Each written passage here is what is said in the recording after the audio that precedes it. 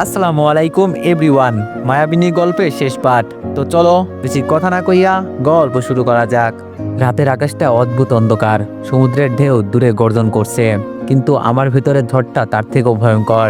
Phone কেটে গেছে অনেকক্ষণ, তবুও আমি ফোনটা বুকের কাছে ধরে বসে আছি, যেন ওর কণ্ঠ এখনো ভেসে আসবে। হঠাৎ বাইরে আবার সেই বাতাসের জানালার কাছ কেঁপে উঠল। আমি গভীর শ্বাস নিলাম, কিন্তু ঠিক তখন আমি চমকে উঠে দাঁড়ালাম। এটা কোনো সাধারণ টোকা নয়, কেউ জোরে, খুব জোরে দরজা টোকাচ্ছে। আমি কোনো রকমে বললাম, কে? বাইরে পুরুষ কণ্ঠ, ম্যাডাম ওপেন দ্য ডোর, আমরা আর্মি। আমি এক সেকেন্ড থেমে গেলাম, হৃদয়টা কেঁপে উঠল। আমি বললাম, আপনি প্রমাণ দিন। বাইরে থাকা লোকটা বলল, ম্যাডাম আমরা মেজর মিজান আহমদের ইউনিট থেকে বলছি, দয়া করে দরজা খুলুন, টাইম নেই। আমার হাত ঠান্ডা হয়ে গেল। তবু আমি পিপল থেকে দেখলাম দুজন সেনাবাহিনী সদস্য দাঁড়িয়ে আছে, একজনের ইউনিফর্ম, অন্যজনের হাতে ওয়াকিটকি। আমি ধীরে দরজা খুললাম, ওরা ভিতরে ঢুকলো সঙ্গে সঙ্গেই। ম্যাডাম বসুন। আমার শরীর থরথর করে কাঁপছে। কি হয়েছে মিজান, ঠিক আছে তো? দুজন একে অন্যের দিকে তাকালো, তারপর একজন খুব ধীরে বলল, সীমান্ত এলাকায় গুলি লেগেছে। আমার নিঃশ্বাস থমকে গেল। কে কে গুলিবদ্ধ? সেনা কর্মকর্তা গভীর নিঃশ্বাস নিয়ে বলল, মেজর মিজান। বিশ্বাসটা থেমে গেল। ঘড়ির টিকটিকানি, ঝড়ের শব্দ, হাওয়ার গর্জন, সব মিলিয়ে শব্দটা অসহীন হয়ে উঠল। আমার ঠোঁট কাঁপছে। সে সে কি বেঁচে আছে? ওরা দুজনেই এবার একটু দৃঢ় কণ্ঠে বলল, আছে, কিন্তু পরিস্থিতি ক্রিটিক্যাল। ওকে এই মুহূর্তে বর্ডার মিলিটারি হাসপাতালে নেওয়া হচ্ছে। আমার চোখে পানি চলে আসলো। আমি কাপা গলায় বললাম, আমি যেতে চাই এখনই। কিন্তু সেনা অফিসার মাথা নেড়ে বলল, না ম্যাম, এটা সিকিউরিটি জোন, আপনাকে নেওয়া অনুমতি এখনো নেই। আমি চেঁচিয়ে উঠলাম, সে আমার স্বামী, তার কাছে না গেলে আমি বাঁচব না। দয়া করে। ওদের চোখে দুঃখ ছিল। আমরা বুঝি ম্যাডাম, কিন্তু এখন আমাদের নিয়ম মানতে হবে। ঠিক তখন অন্য সেনা সদস্যর ওয়াকিটকি থেকে আওয়াজ এলো, বুলেট শোল্ডার ক্রস করে ফুসফুসে গিয়েছে, রক্তক্ষরণ বেশি। আমি কোনো মতে শ্বাস নিচ্ছি, হাত মুখে দিয়ে বসে পড়লাম। চোখের সামনে শেষ আলিঙ্গন, শেষ কথা, সেই দৃষ্টি। যদি ফিরে এসে দেখি তুমি আর আমাকে চাইছো না। আমি কান্না ভেজা গলায় ফিসফিস করে বললাম, বোকা মানুষটা, আমি কোথায় যাব? এইদিকে সীমান্ত মিলিটারি হাসপাতাল, অপারেশন থিয়েটারের বাইরে ঘোর অন্ধকার।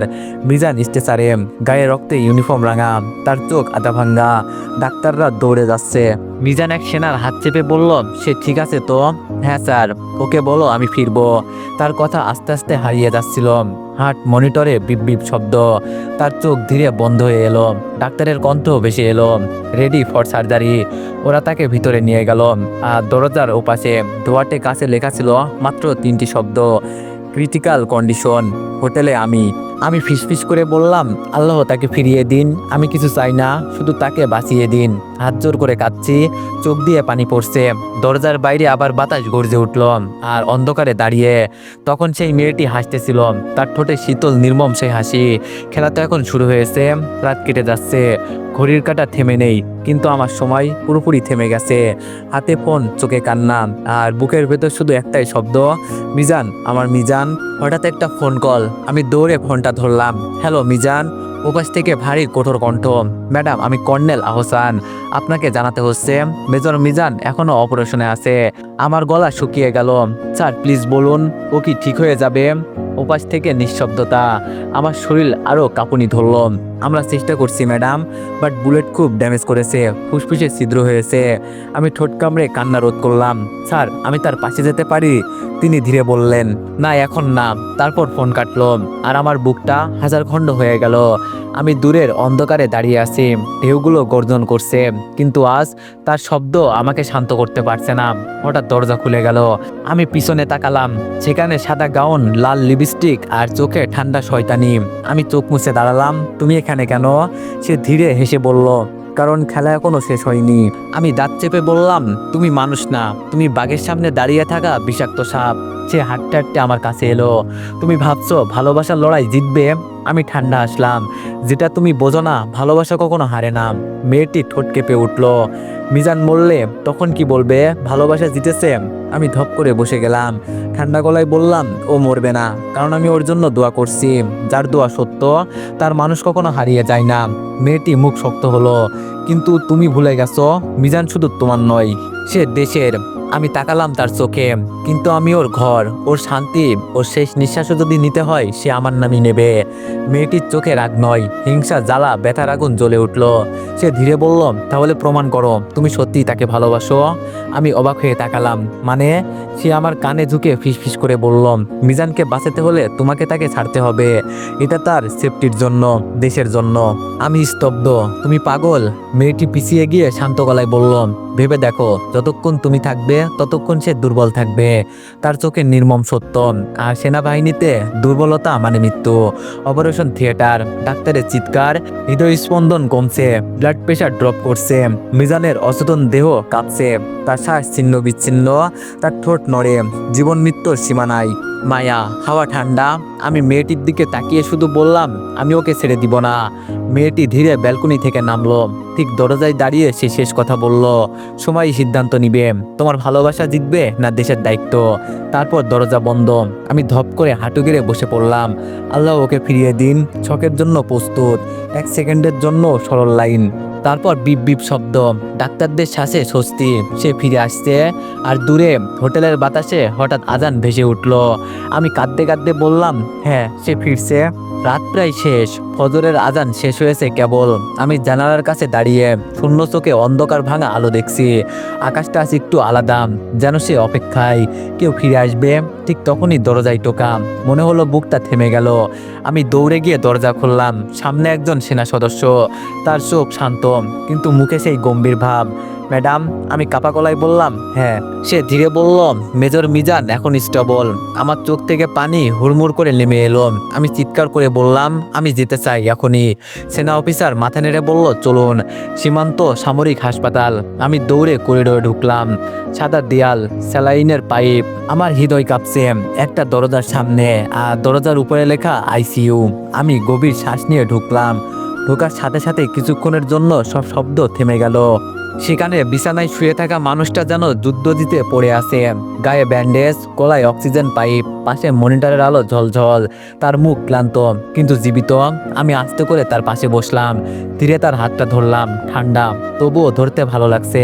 হঠাৎ খুব আস্তে তার হাত আমার আঙ্গুল চেপে ধরলো। আমি থমকে গেলাম। সে চোখ খুলতে চেষ্টা করলো। 2 সেকেন্ড পর তার ঠোঁট কাঁপলো। আমার বুক ভেঙে গেল। আঁকড়ে ধরলাম তার হাতটা। আমি এখানে আছি মিজান। তার চোখে পানি জমলো। বলেছিলাম আমি ফিরবো। আমি মাথা নেড়ে কাঁদতে কাঁদতে বললাম, হ্যাঁ, তুমি ফিরেছো, তুমি আমার কাছে ফিরেছো। সে হালকা হাসলো। কান্না করা বন্ধ করো। আমার সৈনিকের স্ত্রী হয়ে এভাবে কাঁদো? আমি ঠোঁট কামড়ে বললাম, তুমি না একদিন আমাকে পাগল করে ফেলবে। সে আবার ফিসফিস করলো, আমি মরতে পারতাম, কিন্তু একটা জিনিস আমাকে ফিরিয়ে আনলো। আমি চোখ মুছে বললাম, কি? সে ধীরে বলল, তোমার নাম। আমার চোখ ভিজে গেল আবার। হাসতে হাসতে কাঁদছি। তখন দরজায় দাঁড়িয়ে থাকা আরেকটি মানুষ, সেই মেয়েটি আমার দিকে তাকিয়ে আছে।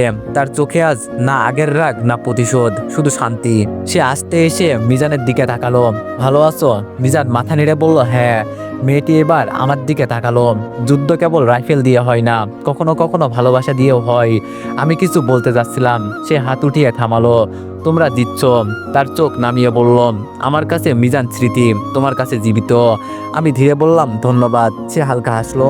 মেয়েটি বলল, একটা অনুরোধ। আমি মাথা নেড়ে বললাম, বলো। মেয়েটি চোখ নামিয়ে বলল, ওকে আর কখনো একা যেতে দিও না, কারণ সেনারা দেশের, কিন্তু ঘর তাদের ফিরিয়ে আনে। তারপর সে ঘুরে চলে গেল। দরজা বন্ধ হলো ধীরে, যেন একটা অধ্যায় শেষ। 6 মাস পর হাসপাতালের দিন, ওষুধ, থেরাপি সব পেরিয়ে আজ মিজান সম্পূর্ণ সুস্থ। আজ তার ঘরে বাস্তবতা, কারণ আজ আমাদের হারিয়ে যাওয়া বিবাহ বার্ষিকী। হাতে মেহেদি, শাড়ি, গায়ে গন্ধ, সবকিছু নতুন মনে হয়। হঠাৎ পেছন থেকে কেউ জড়িয়ে ধরে। মিসেস মিজান আহমেদ প্রস্তুত? আমি লজ্জা পেয়ে বললাম, হ্যাঁ। সে কানে ফিসফিস করে বলল, একটা জিনিস বাকি। আমি ঘুরে তাকালাম। কি? সে হাসলো, আমার উম্মা। আমি চোখ উল্টে বললাম, এতদিনেও সেই পুরনো লুচ্চামি যায় নাই? মিজান ঠোঁট কামড়ে কাঁধে মুখ রাখলো। তোমাকে না পেলে আমি যুদ্ধ জিতলেও হারতাম। আমি কিছু না বলে ধীরে তার গালে চুমু দিলাম। সে অবাক। আমি হেসে বললাম, আই লাভ ইউ। সে চোখ বন্ধ করে বলল, আই লাভ ইউ টু। এই জীবনে আর পরের জীবনেও। দরজার বাইরে গান বাজতেছে।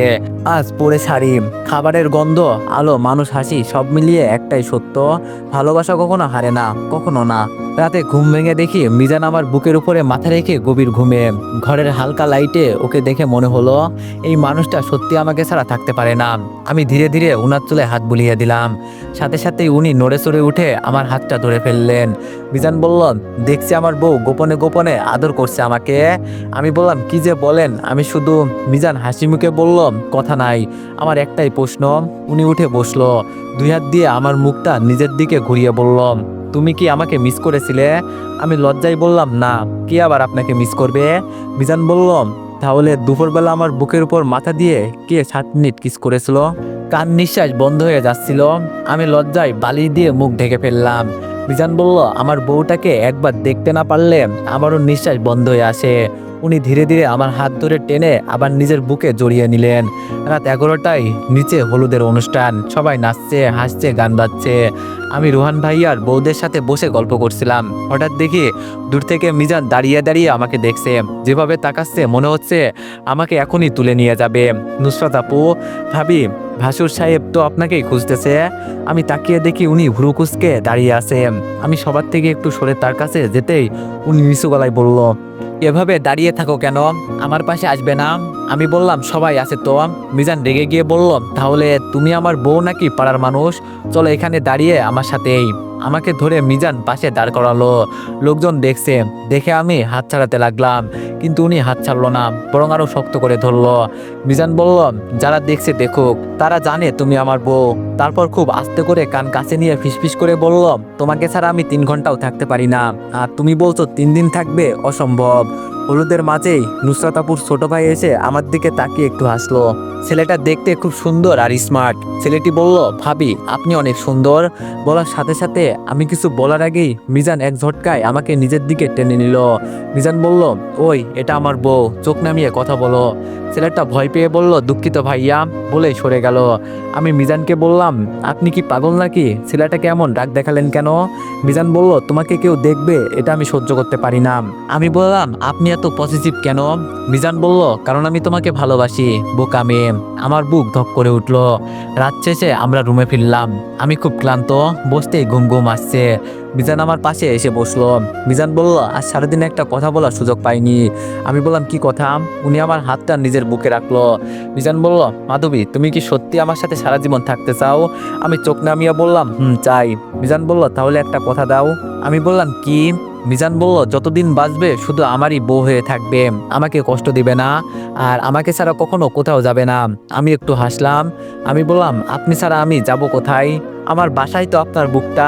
উনি কথা শুনে আমাকে জোরে জড়িয়ে ধরল। মিজান বলল, তোমার মুখ দিয়ে এই কথাটা শোনার জন্য আমি কতদিন অপেক্ষা করেছি জানো? আমি মাথা ওনার বুকে রাখলাম, চোখ বন্ধ করলাম। সকালবেলা সবাই বিদায় নিচ্ছিল। নুসরাত আপু আমাকে জড়িয়ে ধরে বলল, ভাবি, আপনি আমার ভাইকে ঠিক করে রেখেছেন, আপনার মতো বউ হওয়ার কথাই ছিল। রোহান ভাইয়া হাসতে হাসতে বলল, মিজান, তোর বউ কিন্তু দারুণ, একদিকে পুরো বাড়ি হিট। মিজান আমাকে পাশে টেনে নিয়ে বলল, সে শুধু আমার হিট, আমার বউ, আমার সবকিছু। সবাই হাসতে লাগলো। গাড়িতে আমি জানালার দিকে তাকিয়েছিলাম। হঠাৎ মিজান আমার হাত ধরে বলল, একটা কথা বলি। আমি বললাম, বলুন। উনি আমার কপালে চুমু দিয়ে বলল, মাধবী, আমি তোমাকে ছাড়া সত্যি বাঁচতে পারবো না। তুমি আমার প্রথম ভালোবাসা, শেষ ভালোবাসাও তুমি। আমার চোখে পানি চলে এলো। আমি বললাম, আর আপনি আমার পুরো দুনিয়া। মিজান আমার বুকে টেনে নিল। গাড়ি এগিয়ে চলল। আর দুজনের মনে একটাই কথা, আমরা একে অপরের জন্যই। তো এভরিওয়ান, গল্পটি এখানেই সমাপ্ত। তো আশা করি গল্পটি অনেক ভালো লাগছে। আর নেক্সট কেমন গল্প চান তা সবাই একটু কমেন্টে জানাবেন। ধন্যবাদ।